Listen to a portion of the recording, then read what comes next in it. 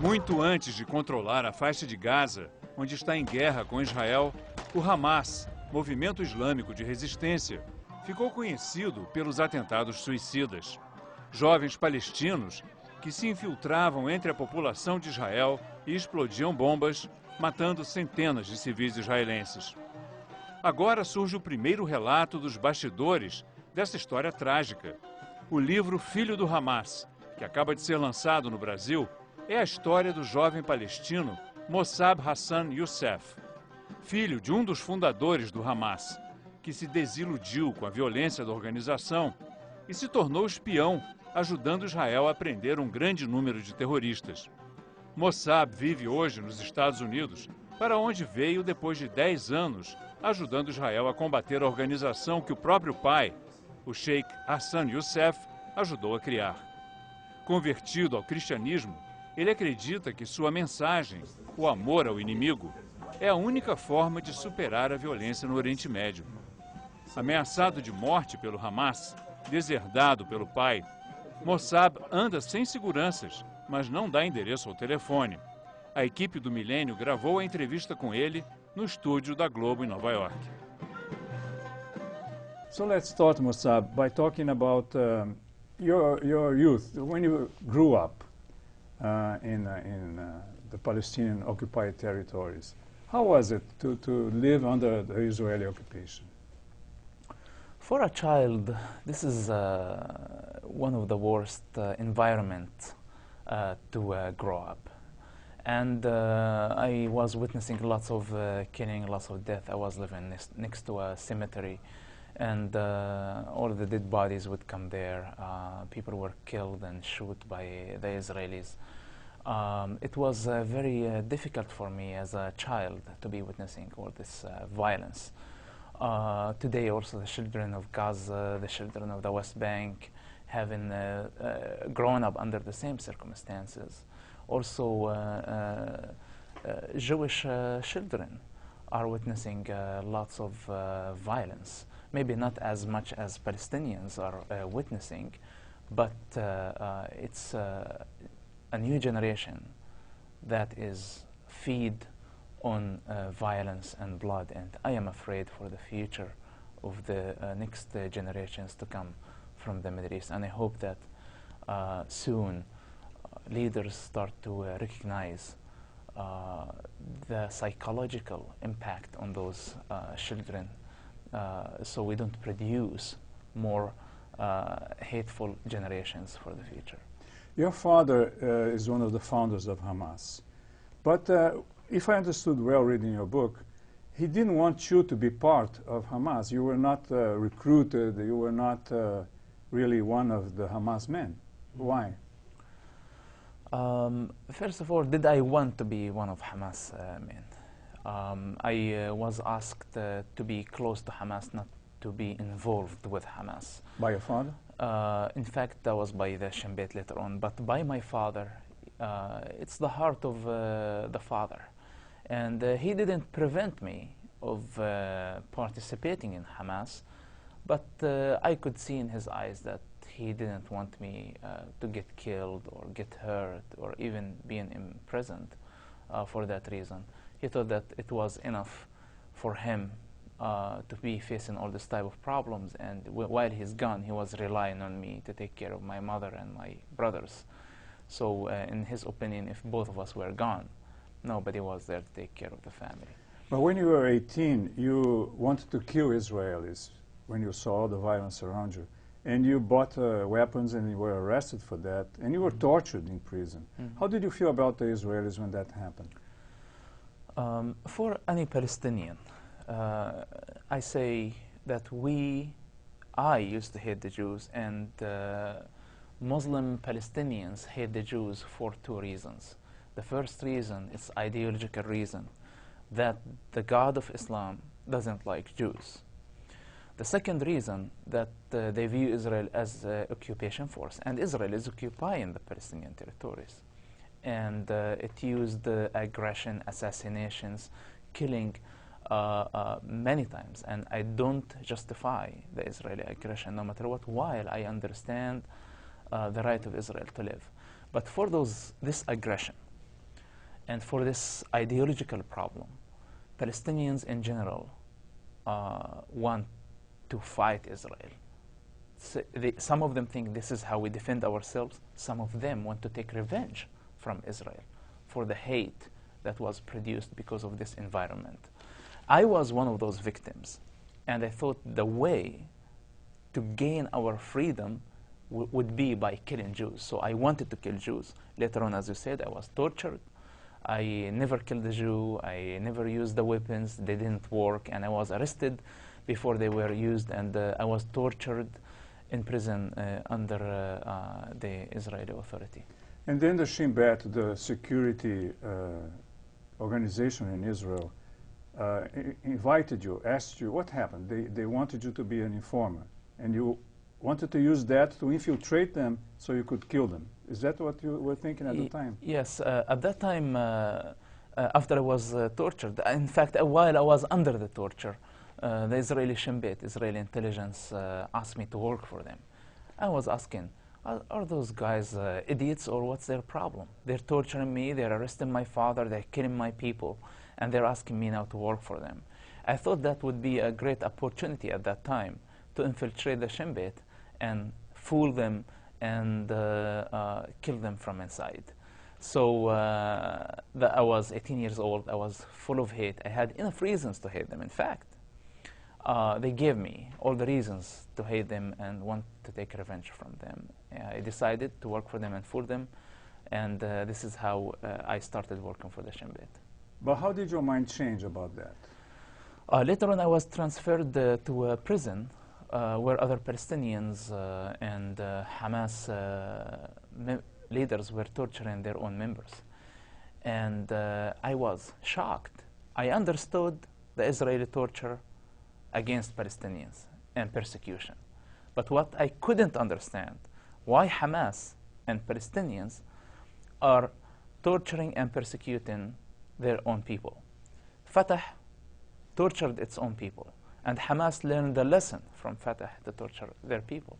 Most Palestinian factions tortured their members and killed some of them for the accusation of collaborating with Israel. Now, I started to question, what's the difference between the Israeli torture and the Palestinian torture? Why do I hate Israel because it tortured me, and I don't hate Palestinians because they torture my friends? And they could even torture me. So I had to be somehow honest and think as a human being, not as a Palestinian and as Israelis. And I saw ugly side of Palestinians as I saw ugly side of the Israelis. And to me, torture was torture, and that opened the door for the journey of questioning that took several years after that. But you were so close to your father. Did you talk to him about that? Of course, I talked to him about this, and I knew that he disagreed. In fact, he was the one who stopped the torture in prison when he was transferred to that prison. My father is a very forgiving person, as many Palestinian people, that they are wonderful people. And they are victims of some of the bad ideologies and religion. Now, those people, like my father, they tried to help the situation. Even they never killed a Jew. Maybe they justified killing a Jew somehow because they understand this is how we resist ourselves. But they're not terrorists in the nature. They are not. If you put my father with other Jew in the same room, I am sure that my father is not going to kill that person, because he cannot kill a human being. But to him, this is justified when he sees angry young men going and killing Jews, because he would say, okay, this is because of the Israeli aggression. And I say, as a human being, as human beings, we need to get down of this horse of pride and ideologies and politics and think as pure human beings.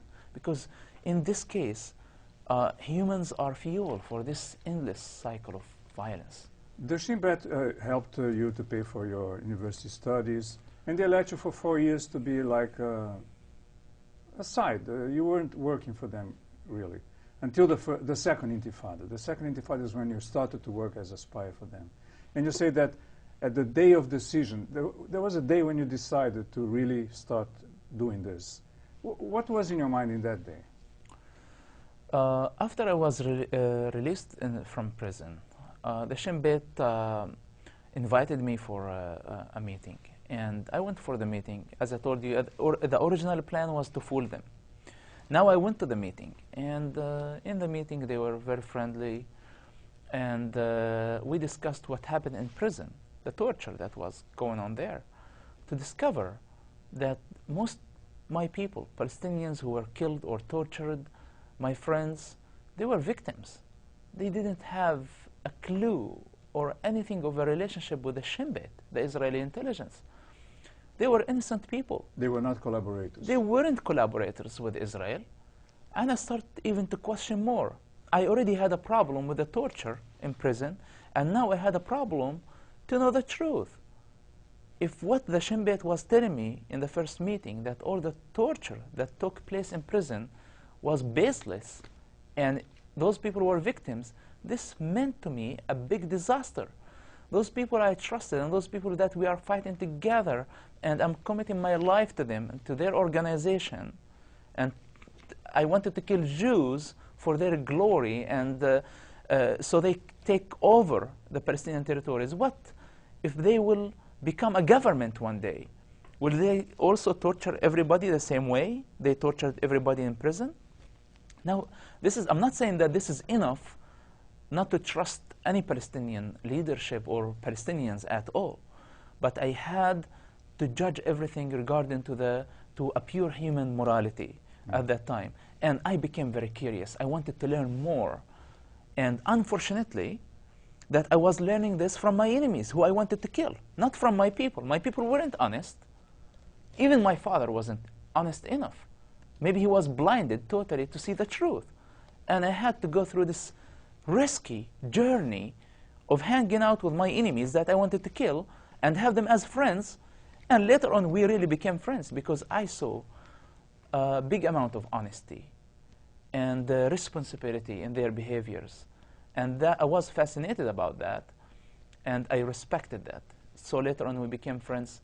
Of course, they took care of my study university, but that wasn't the main motive to me as a person. What was the main motive?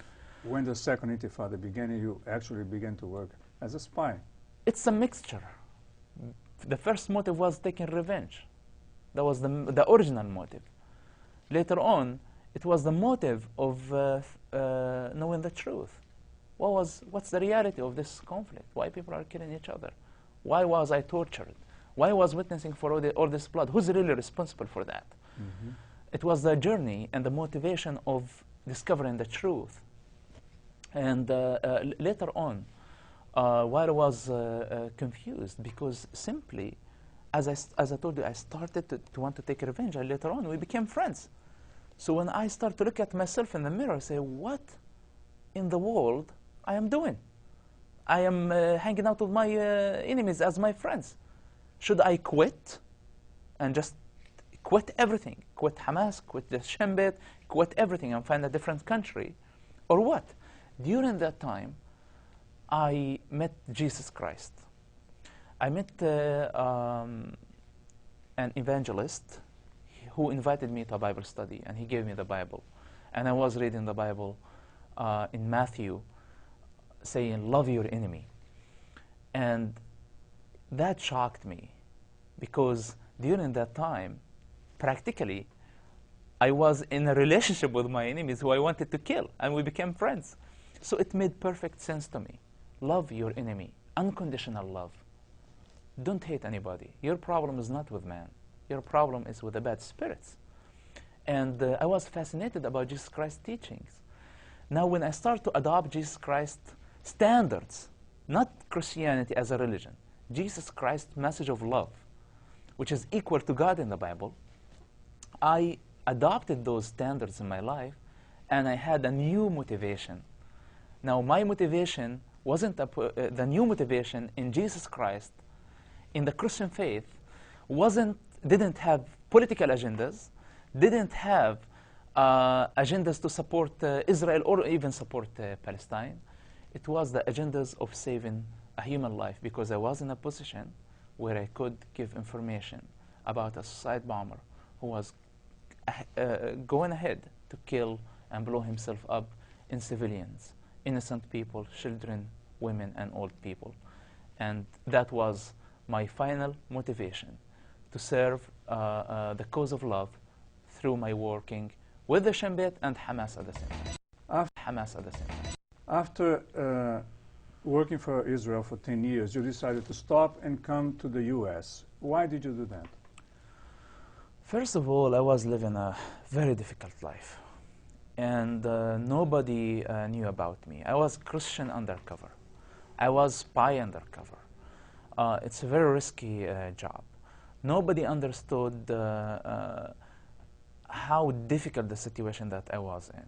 And I had to make a big decision every day, on daily basis, about life and death, every day. And at the end of the day, I'm not God. And I was doing His will, but I don't have His almighty strength to keep going. And I needed a break. I figured out, after 10 years of fighting terrorism, that our problem is not with terrorists. Our problem simply is with their ideology. And I figured out that we were fighting a ghost. And I needed to find a different way to fight terrorism, of first of all, being honest and revealing the secrets that I have known, the journey that I have done, and who really I am. Because everybody was simply deceived of who I was. And instead of just playing the game of being a terrorist in order to get information from terrorist groups, no, I want to tell terrorists today that I wasn't one of you, and you need to learn from this experience. What you're doing is wrong.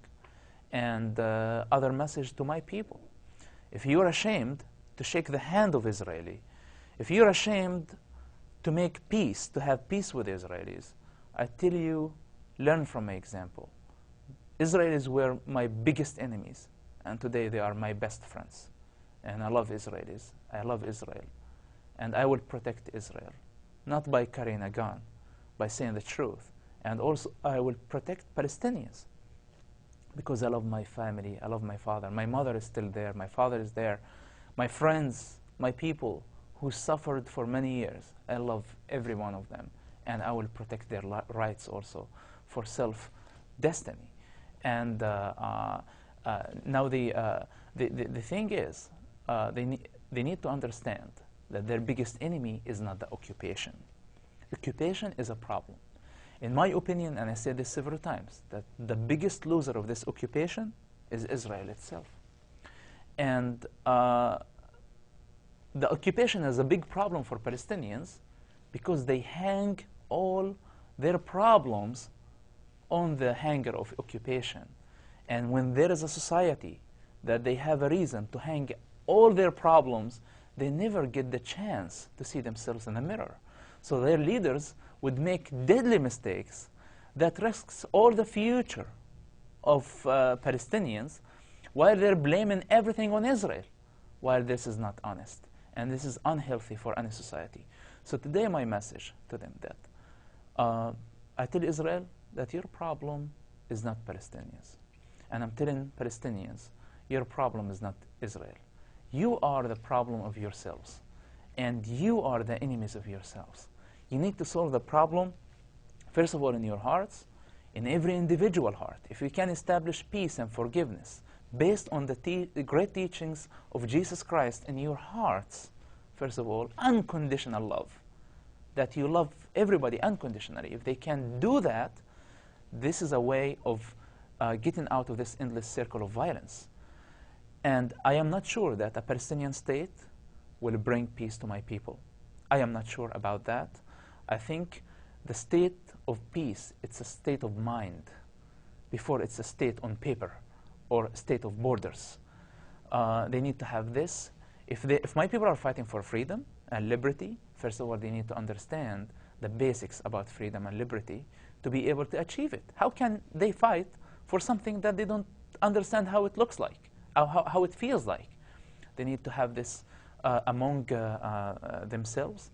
And the main reason that I wrote Son of Hamas, that I believe that the biggest enemies of that society, why they cannot love each other, because of the enemies of shame, guilt, and fear. Those are the biggest enemies of any society, not only Palestinians and Israelis. And this is why the leaderships cannot make progress toward peace. They're ashamed. They're not strong enough. They pretend that they are strong by rejecting the negotiation, for example. But the reality of this, that they are weak and they're not strong enough. They're afraid to get killed like Ishaq Rabin. Or maybe they are afraid of being judged by their people and losing their positions. Or maybe they are guilty to make a progress about this. In my book, Son of Hamas, what I simply did, I crossed all the red lines. The red line of shame. To work for the Israelis is very shameful. And I said, I carry that. Nobody wants to bring this type of shame for himself, for money, or for any other reason. The second thing, it was guilt, feeling about my family. I love my family, and I didn't want them to suffer and be embarrassed for what I did. But also, this is another lesson for everybody to learn from this, that even if we bring guilt and shame for ourselves, to stand for the truth, we have to do it. And the last thing is fear. I was threatened to get killed, and I'm still alive. And fear shouldn't stop us of saying the truth. Those main reasons why people are moving very slowly toward peace in the Middle East. And today I defeat them. I defeated them, in fact, not with my strength. I defeated them with the grace and liberty that I learned in Jesus Christ. Those are the standards that I learned in this wonderful faith of Christianity, of liberty and freedom. Grace, that no religion is going to take you to heaven. No government will bring you ultimate justice and happiness. It's very important. Religion is important. Government, constitution, all those are important. You have to respect them. It's a requirement of Jesus Christ. But what fulfills all this is his message of grace, liberty, and unconditional love. Thank you. Thank you. Thank you very much. Thank you. Thank you.